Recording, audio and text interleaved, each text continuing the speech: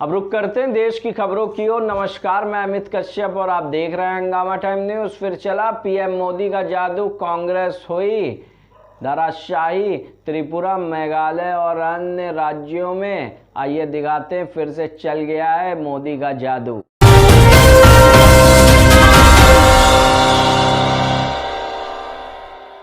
पूर्वोत्तर के तीनों राज्यों के चुनावी परिणाम आ चुके हैं और जिस तरीके से बीजेपी बढ़त बनाए हुए है और जिस तरीके से बीजेपी की सरकार तीनों राज्यों में बनती हुई नजर आ रही है, इससे विपक्षी दलों में जो है वो खलबली मच गई है।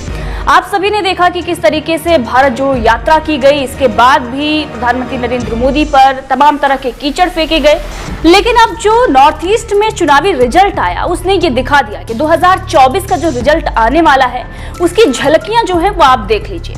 प्रधानमंत्री नरेंद्र मोदी के नेतृत्व में बीजेपी बेहतर प्रदर्शन कर रही है और इसका जश्न अब बीजेपी मना रही है। बीजेपी के तमाम जो नेता हैं और इसके साथ ही जो उनके प्रवक्ता हैं सोशल मीडिया पर जश्न मना रहे हैं। इसके साथ ही प्रधानमंत्री नरेंद्र मोदी को इस जीत का श्रेय भी दिया जा रहा है। अब बात कर लेते हैं कि किन राज्यों में कितनी सीटों में कौन कौन सी पार्टियों को बढ़त मिली है। इसके साथ ही आपको बता दें कि किस तरीके से कांग्रेस पूरी तरीके से फ्लॉप हुई है नॉर्थ ईस्ट में। कांग्रेस जो बड़ी बड़ी बातें करते आई है, जिस तरीके से राहुल गांधी बड़े बड़े दावे कर रहे थे, जनता ने उन्हें पूरी तरीके से नकार दिया है। अब कांग्रेस का जो रिजल्ट आ रहा है पूर्वोत्तर में, उसे साफ पता चल रहा है कि 2024 में लड़ाई में कांग्रेस आएगी भी या फिर नहीं। कई बड़े सवाल खड़े हो रहे हैं। तो चलिए बात कर लेते हैं राज्यों की, चाहे वो मेघालय हो या फिर त्रिपुरा हो या नागालैंड हो। सबसे पहले बात करते हैं नागालैंड की। नागालैंड की 60 सीटों की अगर हम बात करें तो बीजेपी अपनी सहयोगी जो पार्टियां हैं उसके साथ 36 सीटों पर सबसे आगे हैं, यानी कि बीजेपी को 36 सीटों पर जीत मिलती हुई नजर आ रही है। इसके साथ ही कांग्रेस की अगर बात करें तो कांग्रेस का यहाँ पर खाता भी नहीं खुला है। इसके बाद एनपीएफ की अगर हम बात करें तो 2 सीटें उसे मिली हैं और इसके बाद बाकी जो अन्य पार्टियां हैं उनको 22 सीटें मिली हैं। इसके साथ ही त्रिपुरा की अगर हम बात करें तो त्रिपुरा में भाजपा और सहयोगी जो पार्टियां हैं उनको 34 सीटों पर जीत मिली हुई है। इसके साथ ही लेफ्ट और उनकी सहयोगी पार्टियों की अगर हम बात करें तो 14 सीटें उनके नाम जाती हैं। वहीं पर टीएमपी की अगर हम बात करें तो 12 सीटें उनके पास हैं। इसके साथ ही मेघालय की अगर बात की जाए तो एनपीपी इसे 25 सीटें मिली हैं और इसके साथ ही भाजपा को 3 सीटें मिली हैं। कांग्रेस को 5 सीटें यहां पर मिलती हुई नजर आई हैं। इसके साथ ही अगर टीएमसी की बात करें तो 5 सीटें टीएमसी के भी खाते में गई हैं। इसके साथ ही अन्य पार्टियों की अगर हम बात करें तो 21 सीटें उनके खाते में भी गई हैं।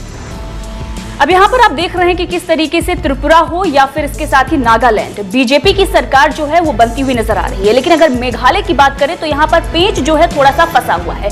लेकिन अगर ये पूरी जो पिक्चर है अगर साफ तौर पर देखी जाए तो वहां पर भी बीजेपी की सरकार बनती हुई नजर आ रही है। एनपीपी जो कि बीजेपी की सहयोगी पार्टी है और बताया जा रहा है कि मुलाकात भी बड़े नेताओं के साथ, हिमंत बिस्वा शर्मा जो कि बीजेपी के नेता और असम के मुख्यमंत्री हैं, उनकी हो गई है और एनपीपी जो है मेघालय में बीजेपी के साथ सरकार बना सकती है। तो जिस तरीके का परिणाम पहले आया था ठीक उसी तरीके का परिणाम इस बार भी आया है और थोड़े बहुत जो आंकड़े हैं वो ऊपर नीचे हुए हैं। लेकिन जिस तरीके से बीजेपी की तीनों राज्यों में सरकार बनती हुई नजर आ रही है, इससे खलबली जो है कांग्रेस समेत बाकी विरोधी दलों में मच गई है। वहीं पर अगर सोशल मीडिया की हम बात करें तो बीजेपी जश्न मना रही है।